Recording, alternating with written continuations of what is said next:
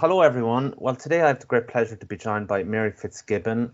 Mary is registered general nurse and midwife, as well as being a full-time lecturer in nursing and healthcare sciences in MTU Kerry, which is great and fantastic. But the reason I have Mary on today is because she recently ran in the European Parliament elections as an independent in the South constituency, and I'm very interested to know what it's like for someone to run in an election, especially as an independent, without the big party ticket and all the trials and tribulations that can entail. So welcome, Mary. It's great to have you on my little old channel, and thanks for agreeing to the chat. And thank you, and actually even taking your Sunday time out to interview me before the Euro finals. No worries, no worries, no worries. So we'll start with the election then. First off, well done. Relatively speaking, I think you did pretty good. Without any political machine behind you, you got 6,379 first preference votes and a total of 8,328, which wasn't bad, all things considering. So what's your opinion on how you did? Are you happy, so, a little disappointed, or how do you feel overall? Well, in my own mind, I was hoping maybe I'd make about 10,000 votes. So I was just a bit shy of that. One thing I would have loved to have done, and in hindsight, I should have got myself more organized. I didn't get to send out the leaflet with my details across the 10 counties because that is expensive and I didn't have that kind of a budget. But I think that may have increased my vote share. But no, on the whole, it was a fantastic experience. But really, people were so lovely. They were so supportive, so encouraging. It wasn't like I had a big machine, or as you said, I spent a lot of time anywhere I went. I printed these little business cards with my picture and a little bit of my manifesto, I suppose. And they were really handy. And I had that idea for a while. And of course, I wanted to have the skelligs on there as well. I seen them. They were very good. They were very nice. Just they could fit in your pocket and everything. That's right. And then, people tend to throw away election literature. And I remember I was in Cork and there was this man standing near me and there was this person saying, Mary, Mary. And I'm going, he's hardly talking to me. And the next thing he opens his wallet and he shows me my photo. Yeah. And then I would kind of say to people, can I give you my photograph? And I'd love you to make me your number one and be kind of lighthearted about it. And I really enjoy kind of canvassing and campaigning. I enjoy the interaction with the people. And what you find is if it's not something like a referendum, which in the past they were quite divisive, quite toxic, with this, they don't seem to be very partisan. I mean, you could see that even with the voting. They were voting Fine Gael and Fianna Fáil and Labour and every sort of combination. So the independent, then a lot of actually people said, you're independent, that's fine, no problem, that's great. Yeah, it's good to meet people in the flesh, I guess, rather than maybe on the internet or etc. So what could you have done differently then? You said you didn't have time with the leaflets then. Is there anything else you think you could have done in hindsight? I think that I know, God rest my father, but he was a fantastic man for letter writing. And I know that if he had been there, he'd have been sending out my little card. He had so many from previous campaigns, particularly from a campaign we've been still running since 2011. It was the restoration of the Vatican Embassy. We ran a postcard campaign and we had people from all over the country, all the counties. So there would have been a lot of people that I could have, if I even sent out the card, if I had a machine where you'd be getting people to post things. But that again might have been covered by the letter, but there's nothing quite like the personal. I think it's actually quite difficult for people to put number one next to your name unless they have some connection with you. And then it's 1 in 2 voters. So what would I do? I would have liked I would have liked to have got around to more counties, although I think I did hit on every county at some point. I did come in late into it. I didn't even think I could do this. Over Easter, two of my children got very, very sick, which is very, very unusual. And then I was thinking, can I really do this? And then the time of the year for us is the worst. It's the marking season, the final exams and the exam boards. So I was under pressure for time. So I think if I was going again, God knows I'm going to be hitting 60 in 5 years, and God knows what the world will be like. But I think you need to start in advance. Yeah. Maybe a year, and then build the networks. I was fortunate. There are networks there. There are a lot of people who would have similar values and viewpoints to me, and they are there in every county. And one girl was fantastic. I don't know, there was a rosary rally in Knock, and she rang all the buses ahead of time, and she found out all the people running them from the 10 constituencies, 10 counties, and we were able to put those cards on the buses. Very good. So we knew that most of those would align with my views. So these are kind of things you do. And we didn't get on the debates. I mean, I got Fran Curry, Tip FM, gave me 15 minutes. And he said, it was very difficult to have anyone other than the mainstream running on the shows. I got, I think, 10 minutes on my local radio station, and I got about 6 minutes on Clare FM. Yeah, that's shocking, really. Yeah, so it's really name recognition and getting your name out there. But yeah, I suppose I was very glad to be able to run, and I always say it's not about me as such. I'm a very much person about the cause. And it's the we, not the I. And for me, I see a real fractured Ireland. And I'm really concerned with the way it's headed. Okay. Well, that kind of brings me on to the next question then. I mean, why not join a party? Why not get the big behind you? Behind you, yeah. The party's over in a sense, but I find it hard to have allegiance unless I absolutely fully believe in it all. I know some people say, "Oh, you're never going to get a party that's 100% fit or anything." I've been very independent-minded all my life. Even from when I was a child, my mother said, God, I was fierce, headstrong, stubborn, and quite independent. Then I ran in 2011 in the general election. We were very concerned really with the way the public service was being scapegoated for the banking collapse. And they were going to cut all the public service jobs. And we were looking to back a candidate, and I ended up, by accident, default really, I ended up running in what was then the North Kerry West Limerick constituency. And I had a mathematician, an economist, and a psychologist advising me from my own college. And it was a fantastic experience.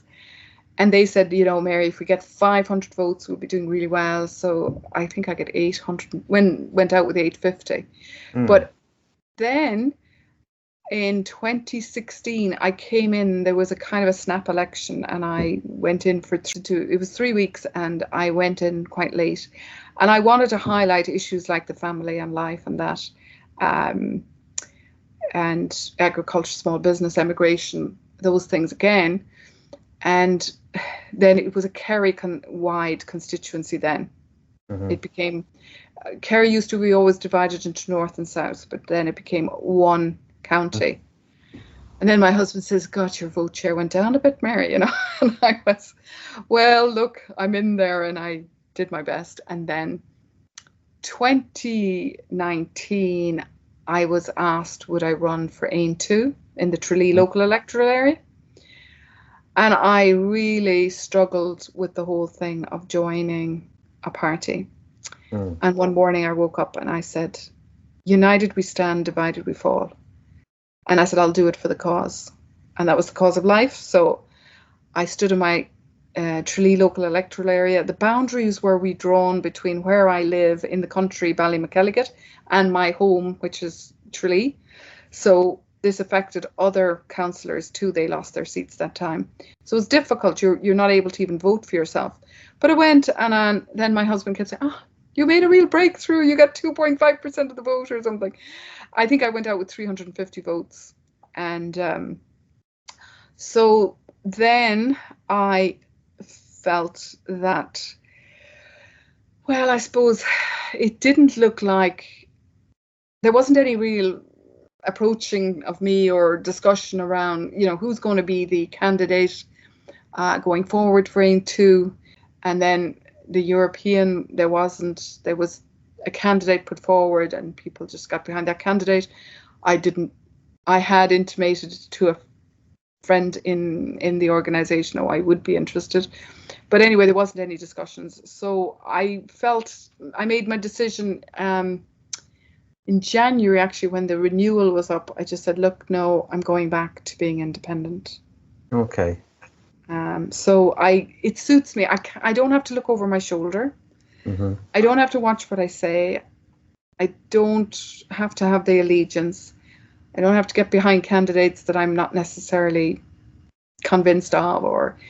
And at the same time, I have huge admiration for somebody that's trying to break out of the political, I suppose, it's quagmire we have. I have great admiration and well done to any of those who are trying to provide people with an alternative. Okay. What's the motivation anyway to run in elections? Where does that come from? What's making you what's pushing you into all this? Yeah, well, I suppose in 2011, how it came about, I mean, I never saw myself involved in politics. In 2011, I just went, they wanted to back a candidate who I said, this candidate does not align with us at all. And I said, why don't you guys run? You all have the knowledge of the economics and, we'll say, political state, and you all read the Sunday Business Post, and, you have that background. And they said, but they didn't have the personality, maybe. So I had been reading Shane Ross's book at the time, and I said, okay, I said, God, we can't back this candidate, I said. And then they said, well, who are we going to back? And I said, why don't you run? And then they said, well, would you run? And I went, what, me run? And then I went home and I said to my father, and he said, are you nuts? And I said, well, look, they said, look, come down and give a pitch anyway. So I went down anyway, and I spoke from my heart and my soul over the collapse and the IMF and all that was going on. And they said, we want to get behind you. And they wouldn't necessarily have aligned with my values to a certain degree, but we aligned on economics and the public sector. And so that's how, and so I suppose then in 2016, I was worried about the move to legalise abortion and the undermining of the family. And I thought, look, I want to air these views. You'll get on the debates, you get to bring up the issues. And I thought, I want to stand up for this. So that was 2016. I told you why in 2019 I went in and said, united again for the cause. But before I did nursing, I wanted to study European studies in UL. I don't know if it was quite UL at that stage. This is back in 1980. When did I do the leaving cert? 1986. Mm-hmm. And I had a big interest. And we had campaigned for Cathy Sinnott. We had really done an awful lot of groundwork for her campaign. And I was always interested in, now that, well, I was campaigning against Nice, I was campaigning against Lisbon, Nice 1, Nice 2, Lisbon 1, Lisbon 2, and I was interested. And I had listened to an awful lot of Anthony Coughlin, Martha Andreasen, and I just knew that really it's Europe is driving the agenda in Ireland, and we're just rubber stamping. And I thought, this is where you may have some opportunity to have influence. Now I know that it's a huge long shot to be elected. You'd want. Politics was always kind of, we used to be inviting people to talk about particularly the loss of sovereignty. I remember sitting in the front room with Anthony Coughlin. I remember meeting Marta Andreasen, and I also had this worry about neutrality, and I felt we're in a war. It's escalating, and as a mother, and like many mothers, I certainly don't want. I have two that they could be drafted, they could be conscripted if things got very serious. Okay, so the election basics then, which I think is very interesting for someone who's never run an election. Was it difficult to canvass, while at the same time, I mean, you're busy with your work, you have a family. I mean, where did you get the time, and how difficult was it to canvass without that big party support? I mean, tapping into volunteers and getting people to help you as well. Yes. Well, I thought initially that I'm going to have to run this online. I really thought, God, I'm working full time, family commitments, and you have exams with, family, and you're thinking you don't want to upset the apple cart too much, and you have to keep your husband on side. So number one, I knew my idea for the business card, and I said to my husband, can you take the photo?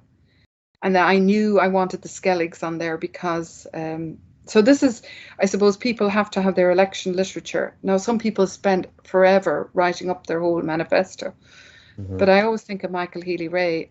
He gives you his photograph and common sense and experience.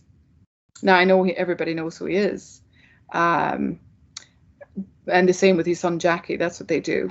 But I just had this thing that goes in the bin most of the time, and they may be less likely to dump the business card, because I had run a lot of campaigns for the restoration of the embassy, and we used to use the business card model.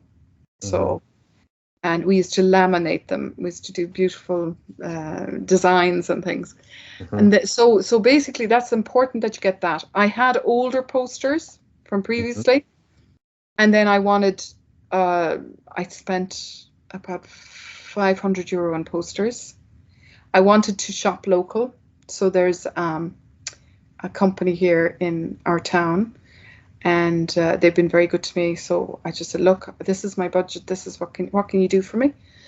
I designed the my own business card, and I printed those through, it was one of these print companies online. So they were delivered to my door. They did not work out expensive. I think I probably paid, I think I got about 12,000 printed, and probably maybe 300 or 400 euro. That's not too bad, right? No, the big budget item would have been your litter Tábhacháin. Oh yeah, the other thing was, I didn't want to have to pay the 1,800. That was the big money, but because I entered late, and I thought we would have had longer to register, but it was actually the end of April, and you have to have, I think it was 60 assenters, and we had about 5 days, and you had to either go down to the Garda station or get a peace commissioner, and then you couldn't, it wasn't like a general election where they gave you at one time a hard copy of the register. I had to go online and try and find their electoral numbers.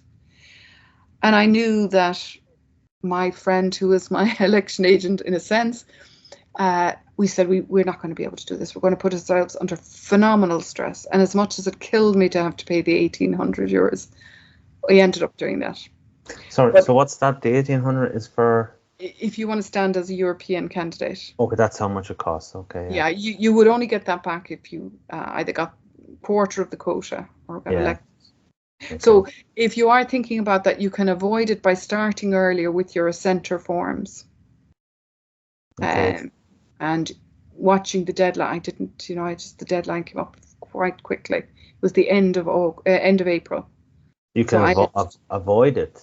you can, as and that's what I'm saying is, you can avoid the €1,800 by doing these assenter forms. And what did they do? Sorry. Basically, you get somebody on the electoral register who will nominate you. Okay. And there's quite a bit of filling out, and you get their electoral details. And I did a lot of ringing around about how could I'd have to have the Kerry County Council on the phone with me. I'd have to have the person beside me. I've done it before for the general elections. You need only 24. Otherwise, you pay €500. Okay, so if you got that, then you wouldn't have had to pay. You wouldn't have to pay that. And in the local elections, then it's €100 or 15 assenter forms. Of course, if you're part of a party, you don't need to do any of that. Okay. Your party looks after all of that, and you have somebody who knows the ropes. Okay. But if you're talking on a budget, if you're on a budget and you want to do this. Okay, well, that's a first disadvantage then. Well, it is. You need €1,800 for, you might call it the vanity project, but yeah. Now I did do a GoFundMe. A lot of people are doing the GoFundMes, and you just have to be very careful around accepting donations. You can't accept more than €200 in cash. You have to declare anybody that gives you under 600. I think it's €600. Yeah, you have to name those people, or you have to declare those people. So you need your SIPO, the Standards in Public Office, to be aware of those. You need your photo as well. When you go into the returning officer, in this case it was in Cork, and you go in and you have your photograph, passport photo, and you have your papers filled up. So once you're officially nominated, then there was a glitch. They couldn't get my photo to appear on the ballot paper. And I said to them, "Oh, Lord, that's all I need now," because, and yet at the same time, there was one gentleman who came in quite late. He didn't have a photo at all. And they said, "Oh, the mystery candidate," and got votes. But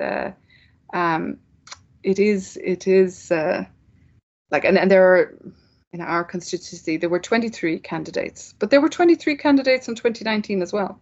So, yeah. What about the whole knocking on doors then and traveling around the country? That must have been difficult. You can't. It's not like, yeah. I mean, it's huge. It's huge. It stretches from the Skelligs to Glendalough, and you have the Munster counties and Wexford, Wicklow, Kilkenny, and Carlow. So while some people were on, those with parties were on a 6-week campaign trail at every event and at every RTE debate and every news talk debate and you name it. What I did was, that was the other thing. I wasn't going to be able to poster the counties, all of the counties. I wasn't going to be able to do that. So in the end, I was kind of postering maybe on the borders, because you border Kerry, Cork, Limerick. You could just about that. And then I did visit. I went around in towns, and I would have gone into the shops, and anybody in the street, I would have been giving my literature, my business card. There were people who gave them out after Mass. We had the buses. There were people down in Waterford. Again, it was very limited. I mean, I had 2 months basically, and you could run an effective campaign if you were more organized. And at the same time, if you look at the people who had machines behind them, who were well known, who had the Litterum Taucon, like I was looking there, they didn't get a huge differential in terms of, some of them had been campaigning for a year. So I think you can't do door-to-door canvassing. I mean, there are people I know who have stood for elections and they have gone to every door in the constituency practically. I know somebody who, actually Kerry constituency was divided into North Kerry. They covered every home in the North Kerry constituency, but they started a year in advance.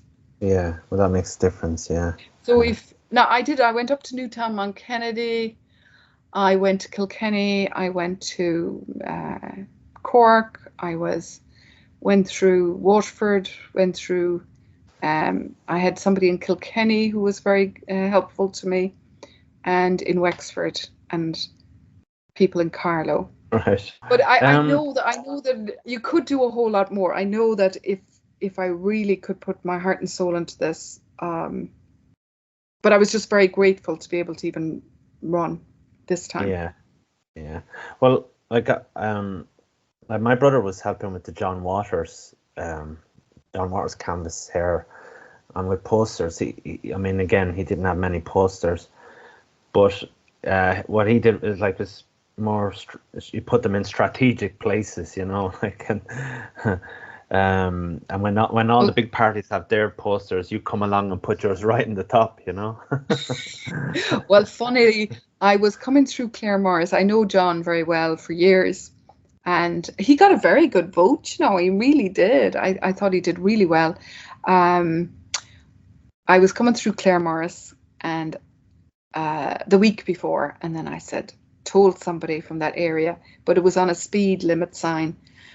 And then I was coming through there last week, and I took it down. I managed to. It was somebody had used some kind of spray paint, black spray paint, vote number 1 John Waters. Okay. So I took it down because he could be fined, and he did say that there could be some shenanigans, because a lot of they could put a poster, they take them down and they put them back up, There's a certain party that like to do that. Well, what my husband did was he informed the guards that they had removed all the posters. Okay. And I don't know if they're the person you're supposed to tell, but he said, I just want to let you know. Yeah. And he made an account of that. Because because ones that he had put up disappeared. We don't know whether people took them down or whether they maybe loved the poster of me so much they kept it as a souvenir. Or they were going to put it back up. And I thought it was very funny. I don't know whether this was the top of our road. Somebody actually mowed around my poster. I just thought it was so, I don't know whether they did it. But it seemed like they did it too. They mowed around my poster. Okay. So I'd be more visible. But I can honestly say the Irish people are just the ones that I met. And I met, the farmers up in the IFA. The IFA meetings are great to go to. Mm-hmm. You really learn, they go through their manifesto, what they want and what's an issue. And I'd have a great time really for food security and I know agriculture, and we have a great, fantastic land for growing our own produce and, the dairy herds and all that. But the IFA, but then all of them were just so, I didn't meet one rude person. I didn't meet anyone that wasn't, but hello, how are you? And I came up and they said, oh, you're the nurse. And it was just a really positive experience. So I would say to somebody, just go for it and enjoy it. It's not as bad as you would imagine, I'd say. No. So let's just look at some ideas of the election afterthoughts. There is a question on, I think we would be classed as the others now, or the, and the RT, they have their little, all the parties and the others. So for us, there's a lot of people saying there's too many candidates singing off the same hymn sheet, perhaps. I mean, what do you think of that argument that, maybe it's dividing the vote? Not saying that you shouldn't have ran, Mary, but, like... No, well, I'm always of the opinion that if somebody wants to run, I don't think it's for anyone in a democratic society to say, you can't run. Mm-hmm. I think if you want to run, you run. But if you've got candidates who are very similar in their outlook, then we say to ourselves, well, we need to either have a voting pact or try and transfer within us. I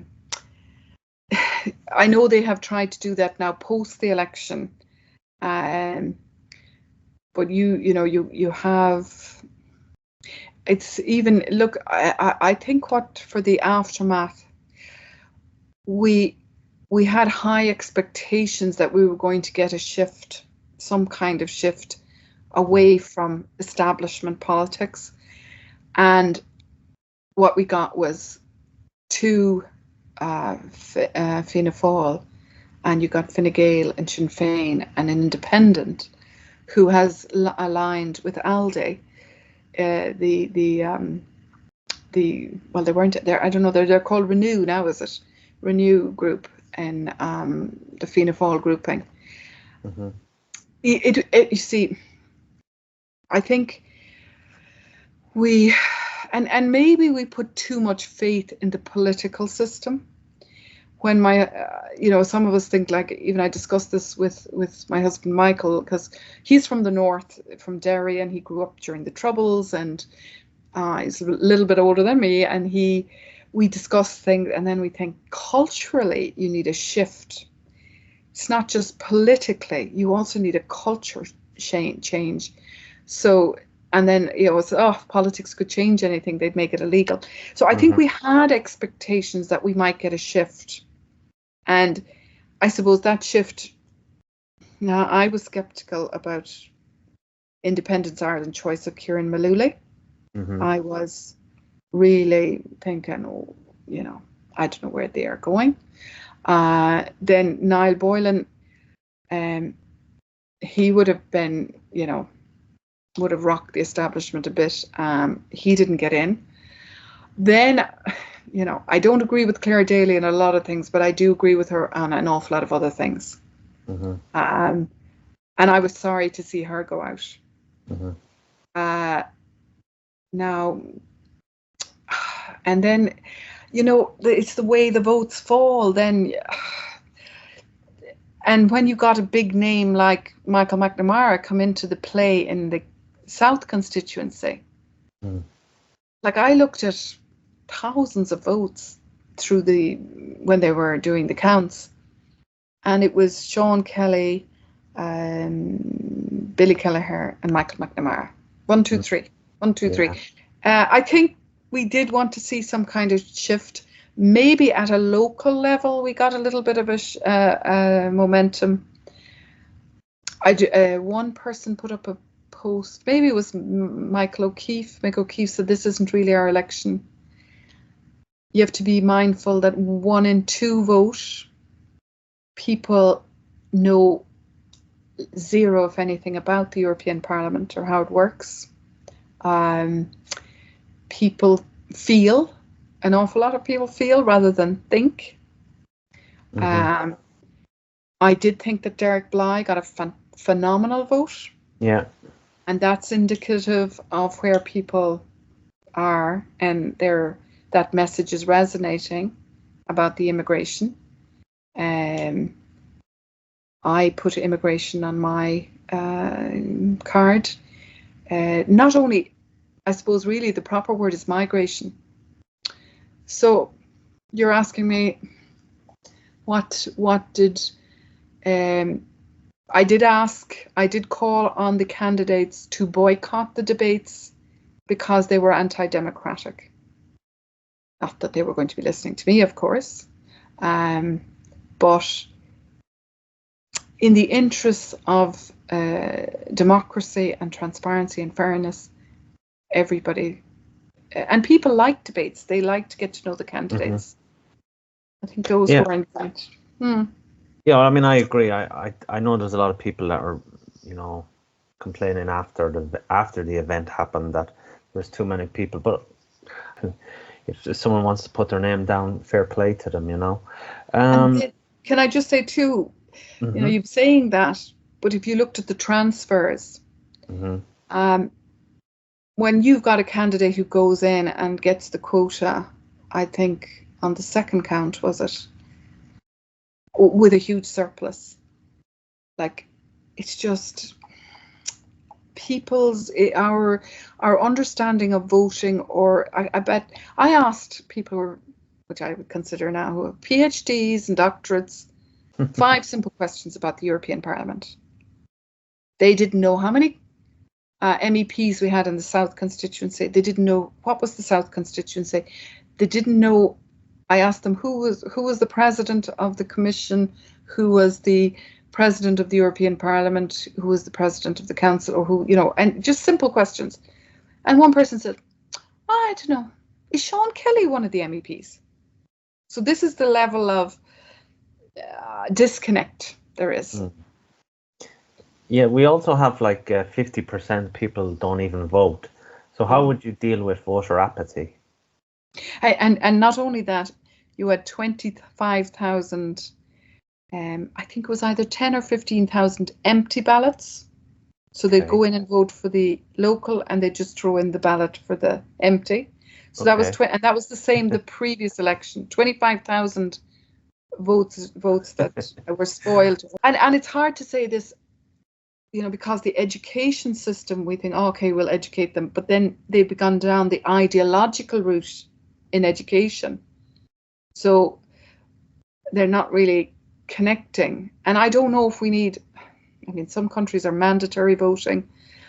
Then some people say, oh no, but you have the right not to vote. But it's, they told me in one residing officer said the number of young people who came in to vote was on a handful. So the ones that are going to be most impacted are not really voting. Yeah. But on top of that, the demographic that it impacts, they are the ones that are leaving the country too.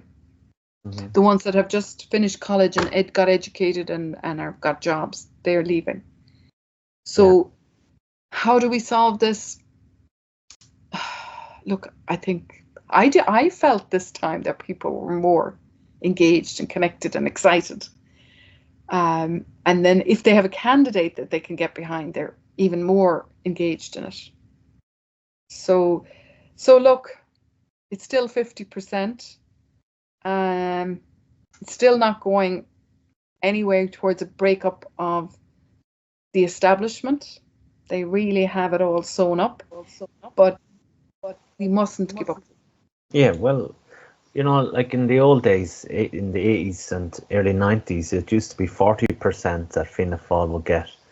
Now they're down to 20% or less, even 17 or something. So, give it another 20 years.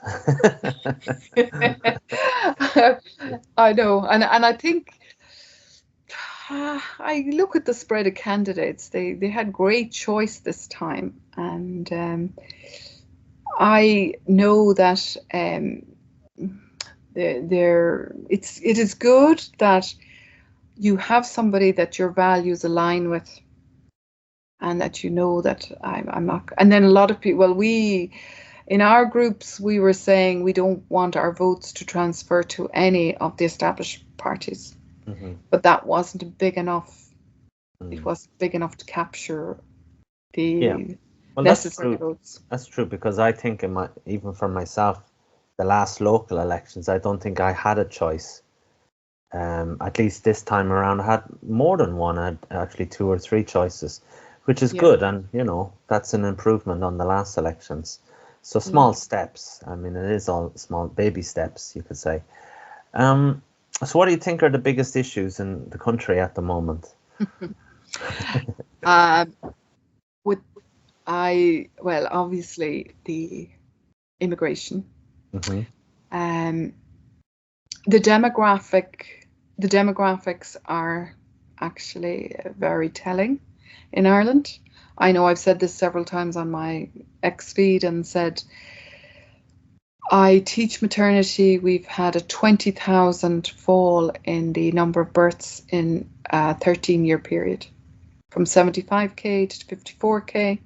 And that coupled with, even in my county, the women who are saying they're residing in Kerry and going for abortion, it's gone up 430%, from 48 to 254, and then 10,000. So we have then a a migration out of the country, immigration out of the country, and both legal and illegal migration inward, that we're seeing a real changing demographic. And the Irish way of life, Irish people, our connection to Ireland, that's really being challenged. Then what we see recently now is this, which I had, was neutrality. There's a real chipping away at neutrality. Mm-hmm. We'll be in NATO, I'd say, before and the triple lock will be gone. They want to be in this alliance. There's no let up on the war in Ukraine. Deirdre Clune, former Fine Gael MEP, was asked, did she want to make any comment at an event I was at, and she raised the Ukraine situation. I don't think, she said, people realise how serious it is. Now, I am aware how serious it is. I am aware of the politics around the region in the Donbass and all that led up to this, going back. Having listened to John Mearsheimer, watching the Ukraine on fire. So then we have a housing, and I would say a homes crisis. We just, the number of people coming into the country, both legally and illegally, the drain on that. A home is very important. We don't have any pro-family policies. We're not in support of small business, and we're not in support of our farmers. So we have, a kind of a corporativist society. Mm-hmm. And I think we want people to pull back and be not so dependent, to be more independent of the state in terms of food production. We should, we can feed more than enough, but there's all of this, these rules and regulations coming, this climate agenda. And as I said, they were trying to talk to me about this in Kerry Radio. I said, climate is changing every single day.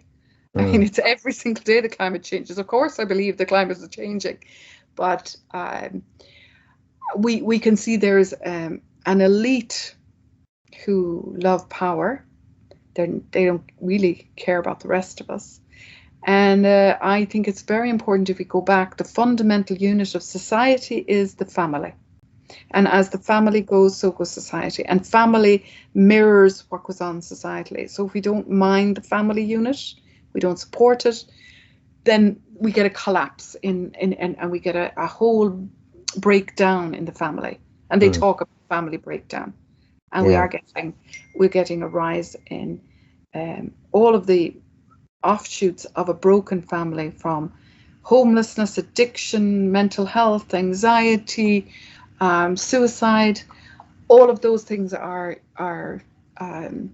we need a model where this person did ring me up and said, would you ever think of starting a party called the Irish Family?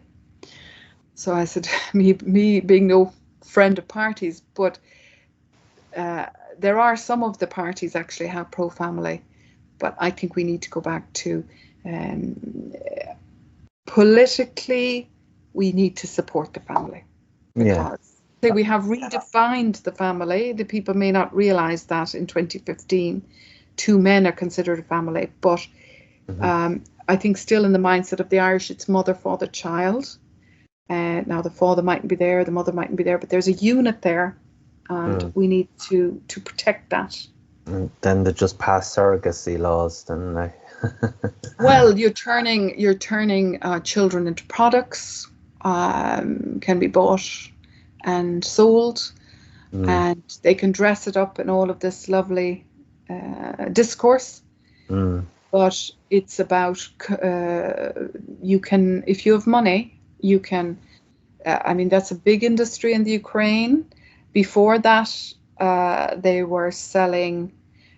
They were paying women money to get pregnant so they could get baby parts for the beauty industry.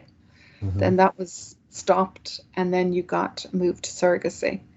And I can tell you, if you removed any financial incentives, that would stop tomorrow.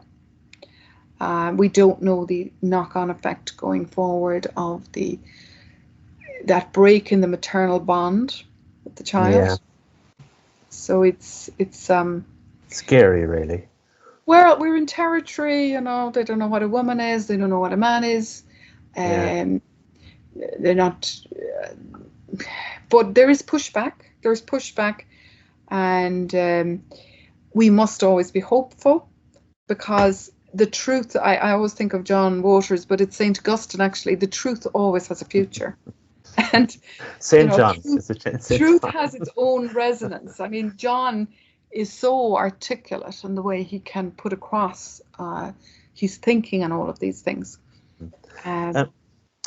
So Mary, that's down with that far right thinking, right? But, right so far, are we? You know, right so far. I don't. Somebody I was reading recently said they didn't buy into any of this left, center, right, any of this. I think there's common sense. It's common sense, really. A lot yeah, of it. But it's not too common. So, do you get any pushback as a lecturer regarding your views where you work? Do you get any pushback, or have you got any pushback? Also with the vaccines and the COVID and your pro-life views?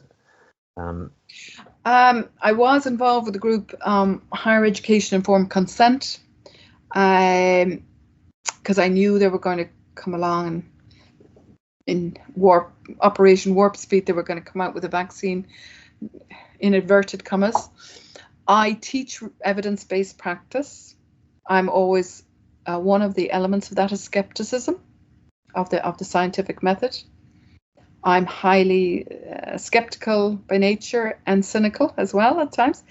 But big pharma, follow the money, you get the science. I was always worried about emergency use authorization, because in my classes, I teach them about the processes of getting drugs authorized, and I've shown them where big pharma has got it so wrong. They knew for 4 years thalidomide was causing those problems, but they didn't intervene and halt the drug. So if you take a drug, those drugs that came out, that there was coercion. Oh yes, and a sacrosanct principle is informed consent. And if you are coerced and forced, and there are all these sanctions, that's red flags all over the place. Red flags. And so, those who stood by their principles had to lose an awful lot of ground. You know, they either had to step out of their courses, they either ended up abandoning their courses, or there was a group of us who helped them to navigate that. So they were real heroes. They came for the students first. And these are the nurses you were working with. Yeah, I mean, on a Friday evening, Colm Henry sent out an email, and basically, if you didn't have those shots, you weren't going out in practice. And the AstraZeneca was the only one available at that time. And within 2 weeks of issuing that statement, AstraZeneca was withdrawn for the younger age groups. Yeah. Because of issues with it. And those who resisted, well, then thankfully that was lifted, and then subsequently they enforced it again, the mandatory requirements. And I was fortunate that I was working with a group of people who had, backgrounds in occupational health, backgrounds in anesthesiology, in pharmacy, in microbiology, and all of that. I felt like sometimes we were in the resistance underground, and working with students, and they were really brave, because they said, I'm informing myself, and I'm afraid of these. These haven't gone through any trials proper. There was no long-term data. And if you look at it now, there's certainly, everything is very suspect. Well, I think very few people regret not taking a vax, you know. Yeah. Well, you know, it was so coordinated across the world. I mean, how it was all so, you know, the lockdowns and the enforcement, and they could do it again tomorrow with fear. I mean, I would always be very concerned about, you know, using fear as a tactic to get your, and in a sense, I remember you said about pushback. I remember these students, they found out from my ex account, Twitter account, that I wasn't in favor of redefining marriage. And I knew there was something going on in the lecture room. And then I went home and I found on their Twitter accounts that they were calling me homophobic and bigoted and blah, blah, blah. And I, because I'm looking in that I'm the longest, I'm not the oldest in my department, I'm the longest, but I am a permanent, and I was able to address this immediately. And I remember tweeting off their accounts, and then we had them all come in, and they didn't believe in freedom of speech, and they didn't believe that you were entitled to a viewpoint. So that's totalitarianism, that's scary territory. So I felt the fear, and I was glad in a sense I experienced it, because you kind of, and I'm sure John Waters has experienced that quite a number of times, you then get over the fear. You push through that fear, and you say, well, and that's why throughout history, people of principle have either had to sacrifice an awful lot and maybe even lay down their lives. So toughens you up. It toughens you up, and you say to yourself, I'm going to hold on to the principles. And what about the nurses that they'd refuse to get vaccinated? How did it end up for them? Did they leave nursing, or did some of them go back later? Or some of them left. Some of them had to take time out. Some of them, to be fair, were accommodated. I know a postgrad med student had to take a year out. Now, I know that some of them then got COVID, and then they got this immunity. You know, you'd get this certain immunity. Yeah, that thing. Yeah, but the bullying and the harassment was shocking. One student nurse was being shouted at by a quite senior person in their college in the corridor. Yeah.